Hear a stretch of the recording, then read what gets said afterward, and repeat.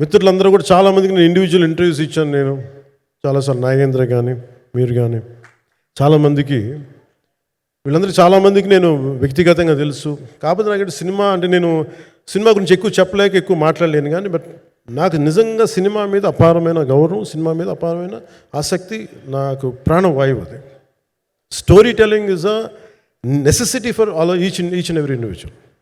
So cinema అది మనకు కల్పిస్తుంది, సినిమా మనకి అలాంటి. కానీ ఈ సినిమా ప్రత్యేకించి చాలా ఛాలెంజింగ్ సర్కమ్స్టాన్సెస్లో, చాలా ఒడిదుడుకుల్లో, యాడ్వర్స్ కండిషన్స్లో కూడా మనస్ఫూర్తిగా దీన్ని ముందుకు తీసుకెళ్ళి, ఆర్థిక ఇబ్బందులు ఎన్ని వచ్చినా కానీ, అంటే నాకు పొలిటికల్గా పేరుండొచ్చు, దేశవ్యాప్తంగా నేను తెలిసి ఉండొచ్చేమో, కానీ సినిమా పరంగా వచ్చేటప్పుడు నేను చాలా హీరోస్తో కంపేర్ చేస్తే వాళ్ళందరికంటే చాలా తక్కువ నేను. సో దానికి ఉండే ఇబ్బందులు దానికి ఉంటాయి. మిగతా వాళ్ళకి బిజినెస్ అయినందుకు నాకు బిజినెస్ అవ్వదు, వాళ్ళకు వచ్చినందుకు నాకు రాకపోవచ్చు.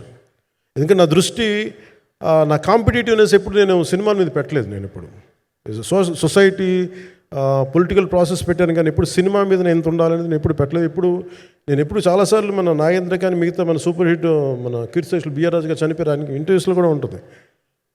ఈ చిత్ర పరిశ్రమ చాలామంది హీరోస్ ఉంటారు, వాళ్ళలో నేను వన్ ఆఫ్ ది హీరో అంతే.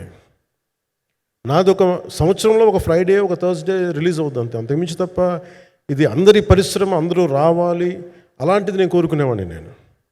సో దాంట్లో భాగంగా రత్నం గారు లాంటి నిర్మాత బతికుండాలి, రత్నం గారి నిర్మాతకి ఇబ్బందులు కలగకూడదని చెప్పి లాస్ట్ మినిట్లో ఇంక చూసిన తర్వాత I stepped in to it. నేను భుజాల మీదకి తీసుకున్నాను ఇది. క్లైమాక్స్ని ఎలా భుజాల మీదకి అంటే, ఎందుకంటే ముఖ్యంగా ఇక్కడ ఇది ఇంకొక బలమైన స్టార్ కాస్టింగ్ చాలా బాగా చేశారు ఆయన. ముఖ్యంగా బాబీ డియోల్ గారిని అంటే ఈరోజు చూస్తుంటే నాకు అదే అనిపించింది. ఈరోజు మన ప్రెస్ మీట్ కూడా నేను వచ్చాను. పాపం అందరూ ఎంత బిజీగా ఉన్నారని కొన్ని రాత్రుల నుంచి నిద్రలేదు.